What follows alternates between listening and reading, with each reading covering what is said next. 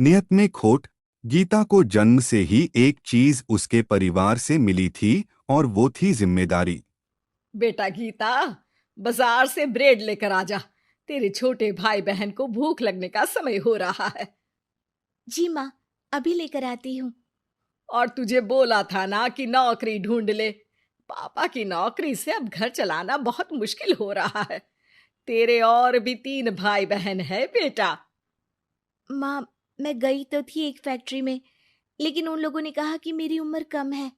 ओहो, तो किसी और दुकान में देख ले या फिर कपड़े सिल लिया कर। लेकिन अब बेटा। हाँ माँ, मैं तुझे समझ सकती हूँ। मैं कल फिर जाऊंगी। बेटा देख ले, पिता भी बुजुर्ग हो चले हैं। मैं कभी कभी सोचती हूँ कि 4 घर का काम पकड़ लूं, लेकिन ये समाज। गीता माँ को गले लगाकर वहां से चली जाती हैं। धीरे धीरे वक्त गुजरता है और गीता के पिता से भी काम नहीं हो पाता है।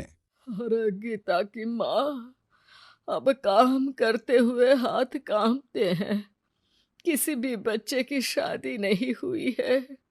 चिंता होती है, पता नहीं घर कैसे चलेगा। तभी पास की मौसी उन लोगों के घर आती है। अरे गीता की माँ, चिंता ना करो। तुम लोगों की परेशानी का हल है मेरे पास। आओ बहन, क्या हाल है? कोई खजाना मिल गया क्या? अरे खजाना ही समझो। गीता की शादी के लिए एक लड़का है। लड़का अच्छी नौकरी करता है, अपने 2 मकान हैं, और शादी के बाद वो तुम लोगों का ख्याल भी रखेगा। ऐसा क्या देख लिया गीता में उसने जो इतना सब करने को तैयार है? अरे भाई साहब, अब आप लोगों से क्या छुपाना। लड़के की पहली बीवी का स्वर्गवास हो चुका है और 2 छोटे बच्चे भी हैं। अरे क्या बोल रही हो मौसी? नहीं नहीं, मैं ऐसी जगह अपनी गीता की शादी नहीं करूंगी। हाँ, मैं भी गीता को किसी ऐसे घर में नहीं भेजूंगा जहां 2 बच्चे पहले ही हो। देखो, गीता मेरी भी बेटी जैसी ही है। अरे लड़का बहुत ही शरीफ है। हो सकता है उसके भाग्य में गीता हो। कोई ऐब नहीं, बच्चे इतने छोटे हैं कि असली माँ और सौतेली माँ में फर्क भी नहीं समझेंगे। अरे लेकिन गीता ही क्यों? क्योंकि गीता को मैं जानती हूँ। कोई दूसरी लड़की उन बच्चों का जीवन खराब कर देगी। काफी मनाने के बाद और हालत को देखते हुए गीता की शादी गणेश के साथ हो जाती है। गीता, मैं ऑफिस जा रहा हूँ। तुम्हें कुछ चाहिए तो मैं ले आऊंगा। मुझे कुछ पैसे दे दीजिए, मैं घर जाना चाहती हूँ। अरे लेकिन बच्चे। आप बच्चों की चिंता मत करिए, वो भी नानी का घर देख लेंगे। गणेश को गीता की बात अच्छी लगती है। वो उसे पैसे देकर ऑफिस चला जाता है। गीता दोनों बच्चों को लेकर माँ के पास जाती है। अरे मेरे नाती और नातिन, कितने प्यारे बच्चे हैं गीता। हाँ माँ, ये तो दोनों बच्चे मेरे ही हैं।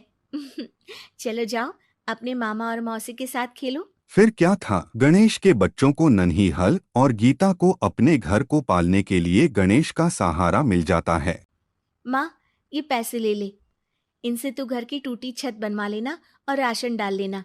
और हाँ, मैं ना ये कपड़े भाई बहनों के लिए लाई हूँ। धीरे धीरे गीता का घर भी संवरने लगता है। वो अपने ससुराल में भी अच्छे से रहती है और फिर गीता को एक बेटा होता है। गीता, तुम चाहो तो अपनी माँ को यहाँ मदद के लिए बुला सकती हो।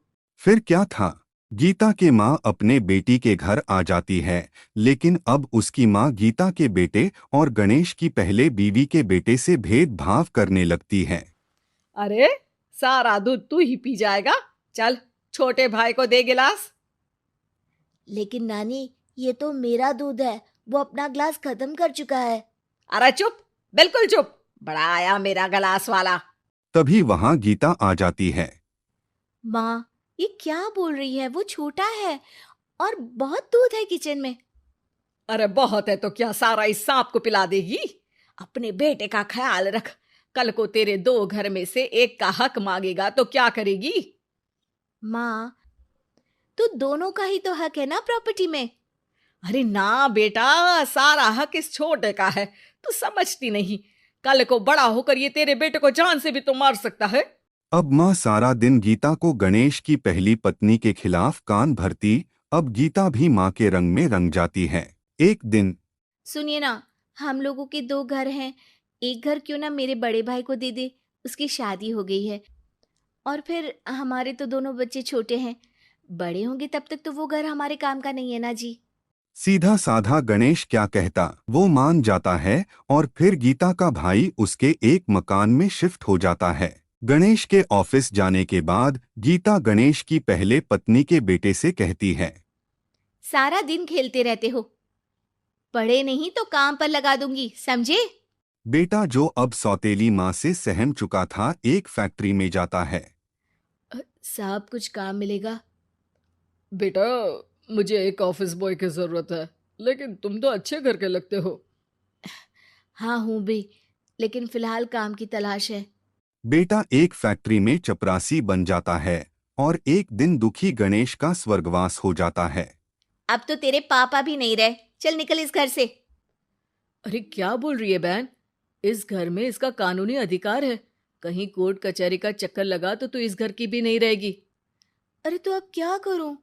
बस तू अब इसकी शादी कर, इसकी बीवी को खूब सताना कि ये खुद ही बीवी को लेकर घर छोड़ दे। गीता को भाई की बात चंच जाती है, लेकिन कहते हैं न पाप का घड़ा तो भरता ही है। बेटे की शादी के बाद उसकी बीवी सास से भी 4 कदम आगे निकलती है। ए, क्या सारा दिन सोती रहती है, कोई काम नहीं है क्या? चल निकल इस घर से और अपने पति को भी लेती जा। हाँ हाँ तो चली जाती हूँ, वैसे भी ससुर जी के 2 मकान हैं, तो एक तो हमारा ही है, बस अब तो आप हमें अलग ही कर दो। आय हाय, कल की आई छोकरी मकान दे दूं? अरे वो तो मेरे भाई ने तेरे ससुर से खरीदा था पूरे नकद पैसों में।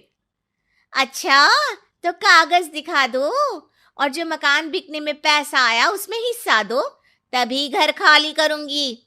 सास का पारा 7वें आसमान में चढ़ जाता है, लेकिन करती भी तो क्या, ना तो उसके पास कागज थी और ना ही पैसे। और हाँ सासू माँ, वो मेरी शादी में जो भर भर के जेवर पहने थे ना आपने, वो भी इनकी असली माँ के हैं, उन जेवर पर भी मेरा अधिकार है। देखा था मैंने अपनी पहली सास के फोटो में वो गहने पहने हुई, कितनी सुंदर थी वो, कितना जच रहा था उन पर ये सब। सास तो बहू की बात सुनकर दंग रह जाती है। हे भगवान, ये तो बहुत ही तेज है, इससे पंगा लूंगी तो ना घर की रहूंगी ना गहनों की, और पैसे भी हाथ से चले गए। अब क्या था, गीता को सालों बाद उसका तोड़ मिल जाता है। अब घर में सुख शांति हो जाती है।